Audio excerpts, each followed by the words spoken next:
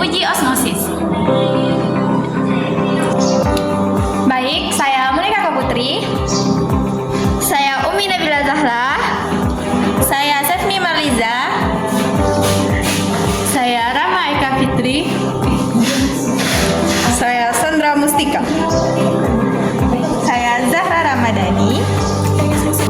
Selamat menyaksikan video praktikum. Praktikum kedua tentang uji difusi dan uji osmosis. Adapun tujuan dari praktikum ini yang pertama, siswa mampu menjelaskan proses terjadinya uji difusi dan uji osmosis. Yang kedua yaitu, siswa mampu mengetahui faktor-faktor yang mempengaruhi terjadinya uji difusi dan uji osmosis. Alat dan bahan pada uji difusi yang pertama adalah alat pemanas, di mana digunakan untuk memanaskan air. Kemudian ada cup, ini mana untuk wadah pada praktikum kali ini. Kemudian ada sendok, di mana sendok ini untuk mengambil kopi nantinya. Kemudian ada gelas beker untuk mengukur air yang kita gunakan. Kemudian ada termometer, di mana digunakan untuk mengukur suhu pada air yang kita gunakan. Adapun bahan yang kita gunakan, yang pertama ada bubuk kopi, kemudian ada es batu, kemudian air secukupnya. Baik, berikut adalah langkah kerja untuk proses pengamatan proses difusi, di mana yang pertama yaitu kita sediakan 3 cup plastik, di mana masing-masing cup ini dikasih label. Yang pertama yaitu ada air panas, kemudian yaitu ada air biasa dan air dingin. Baik, untuk yang pertama yaitu kita akan memanaskan air panas terlebih dahulu.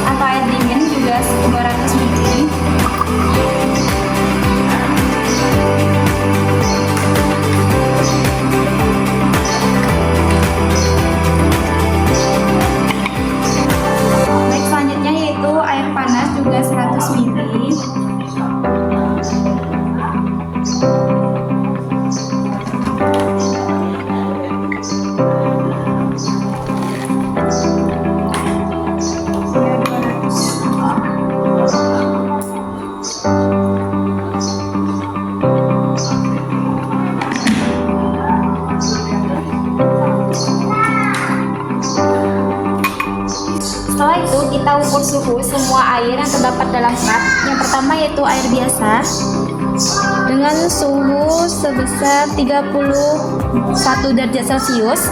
Kemudian dicatat di dalam modul praktikum. Kemudian untuk air panas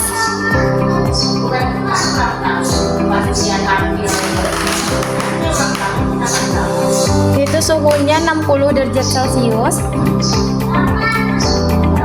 Kita tenangkan dulu untuk termometernya. Kemudian untuk air dingin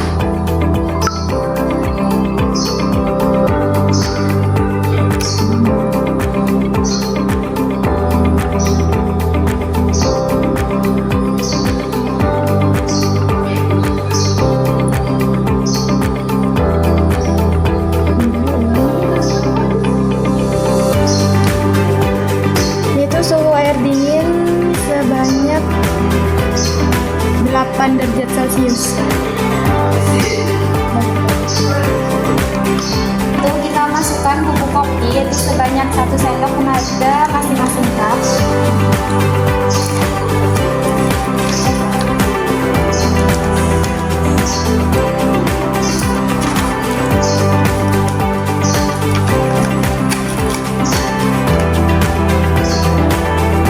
Kemudian dipasang waktu timer yaitu sebanyak 30 menit. Kemudian diamati apa yang terjadi pada ketiga cup tersebut.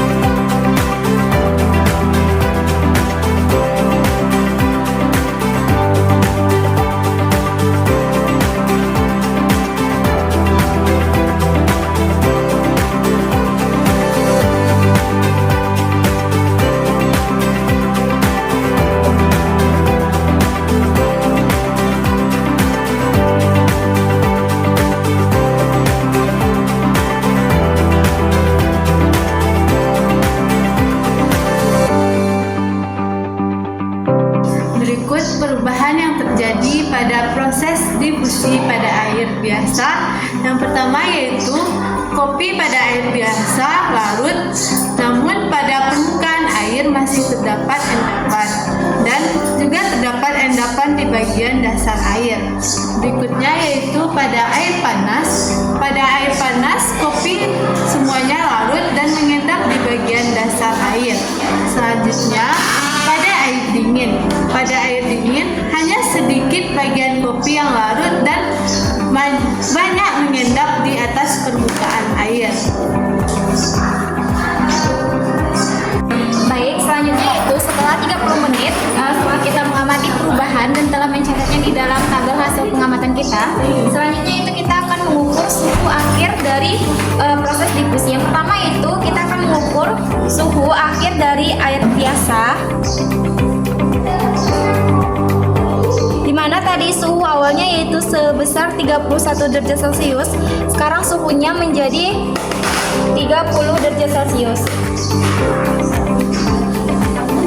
Kemudian kita mengukur suhu yang terdapat pada air panas.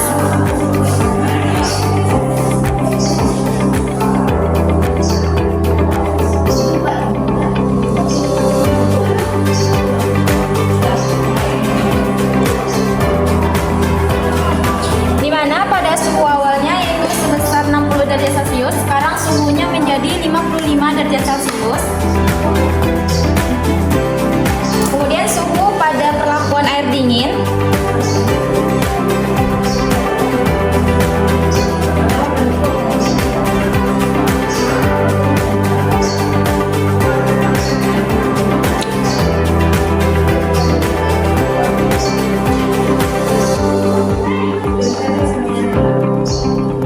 Di mana suhu awalnya yaitu 8 derajat Celcius dan sekarang suhunya menjadi 9 derajat Celcius.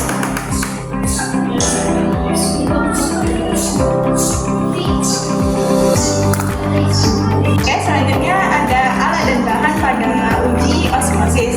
Nah, alat yang kita gunakan ada garis untuk mengukur. Selanjutnya ada kertas label, ada pisau untuk memotong kertas, ada sendok untuk mengambil bahan dan mengaduk larutan,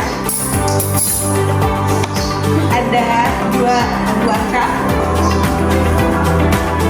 ada gelas beker untuk mengukur larutan, dan terakhir timbangan analitik untuk menimbang garam nanti. Selanjutnya ada bahan yaitu kentang, garam, dan air. Adapun langkah kerja untuk uji osmosis yang pertama yaitu kupas dan potong kentang sepanjang ukuran 4 x 4 cm dengan ketebalan 2 cm. 2 potong kentang. Kita potong kentang dengan ukuran 4 x 4 cm dengan ketebalan 2 cm. 2 potong. Selanjutnya kita kasih label cupnya, label A dan label B. Langkah selanjutnya yaitu kita masukkan air sebanyak 100 ml ke 2 cup.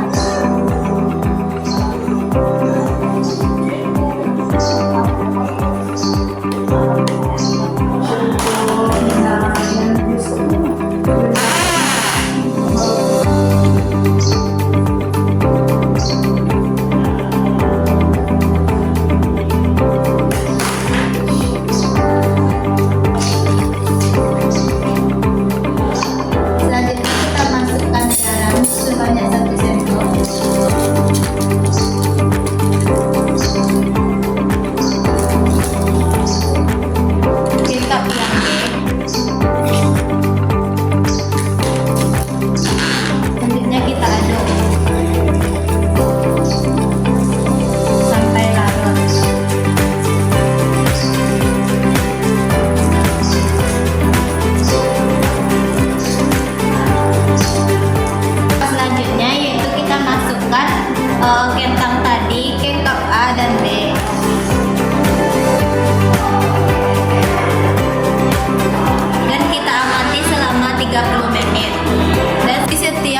15 menit pertama dicatat warna dan teksturnya, kemudian hasilnya dimasukkan ke dalam tabel pengamatan.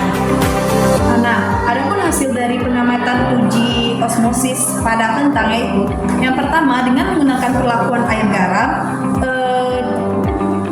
kentang mengapung di atas air garam. Itu disebabkan karena bedanya konsentrasi antara air garam dengan air biasa, di mana pada air biasa itu kentang tetap di dalam air atau tidak mengembang. Lalu dari segi teksturnya, dari segi tekstur, kentang yang berada pada tekanan air garam akan mengalami tekstur yang lembek, sedangkan pada air biasa teksturnya itu tetap keras dan lebih padat, karena menyebabkan air yang dari air biasa itu berpindah ke kentang. Karena kentang yang berada pada air garam yaitu sedikit pucat atau lebih mendekati warna yang pucat, sedangkan warna kentang pada air biasa itu tetap normal berwarna kekuningan dan tidak pucat. Selanjutnya yaitu mengisi tabel pengamatan yang terdapat dalam modul praktikum.